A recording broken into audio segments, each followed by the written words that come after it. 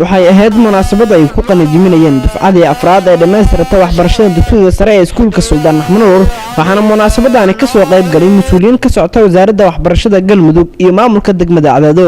ka qaybgalayaasha munaasabadda ayaa buuriyay ardayda dhamaystirtay waxbarashada dugsiga sare qaar ka mid ah ardayda dhamaystirtay waxbarashada dugsiga sare ayaa munaasabadda ku soo bandhigay mowduucyo ka turjumaya waxbarashada adduunyadu sideedaba waa silsilado meeriyo saacado wareegiyo subax iyo habeen iyo waa saban diraac iyo siiga iyo dabayl iyo jaw lagu sambooriyo waa colaad siloon iyo abaar soo siyaadee marna sanad barwaaqiyo waa sagal guhooriyo samo lagu caweeye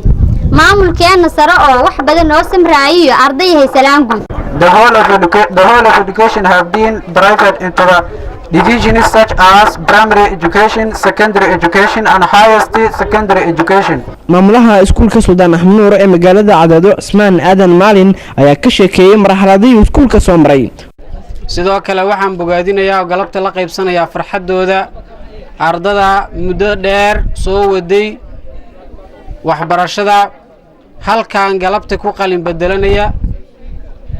isla markaana doonaya waxbarashadoodii inay hore u sii wataan farxadda galabta ka muuqata waxaan leeyahay waa la qaybsanaynaa ayaga iyo waalidoontoodaba wayna ku mahadsan yihiin dadaalka ay sameeyeen iskuulkan Suldaan Axmed Nuur waxaa la furay 2011 aan iraahday ayadoo markaas la furayay baahi weyn ay ka jirtay Cadaado iyo nawaaxigeeda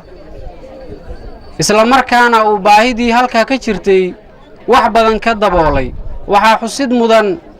dufcadii afraad inay tahay galabtay dufcada qalin jabinaysa ee dugsiga sare ka baxaysa sidaa daraadeed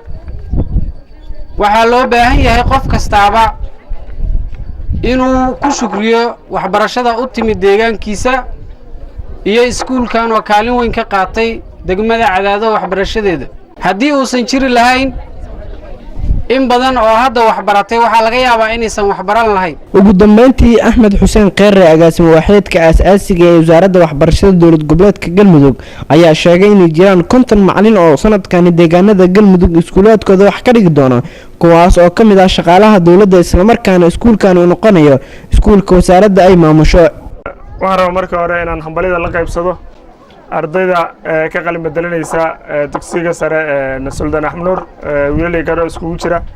marka hore waxaan leeyahay hambalyo dadaalkii faraha badnaa oo muddada dheer u soo dulqaadateen oo maantay halkan ku qalin bedelanaysaan oo u gudbaysaan waxbarashada heerkeeda labaad waxaan rabaa marka waalidka macallimiinta ardayda meeshan fadhisa maanta inaan ayadana ugu bishaareeyo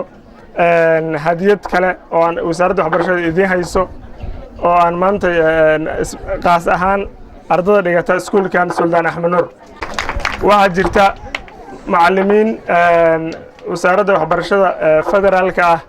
macallimiin ay qaadatay oo 500 arday ah 500 macallin ah oo lagu talagalay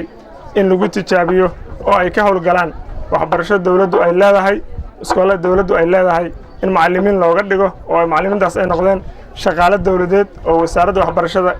shaqaale ka tirsan ay noqdaan macallimiintaasna ay mushaar toos ah ka qaadan doonaan wasaaradda maaliyadda Soomaaliya oo ay noqdaan shaqaale dawladeed oo rasmi ah inay noqdaan 500 oo macallin Galmudug waxa uga soo aaday 50 kamid ah 50 kaasna waxaan u qaybinay 5 degmo oo kamid ah Galmudug degmada Cadaado waxa ku soo aaday 10 macallin oo kamid ah 5 iskuul 10 kaas macallin waxa nasiib u yeeshay iskoolka aan u qaadanay inuu macallimiintaas wax ka baraan waa iskuulka Suldaan Axmed Nuur Saki Daahir Shidane Galmudug TV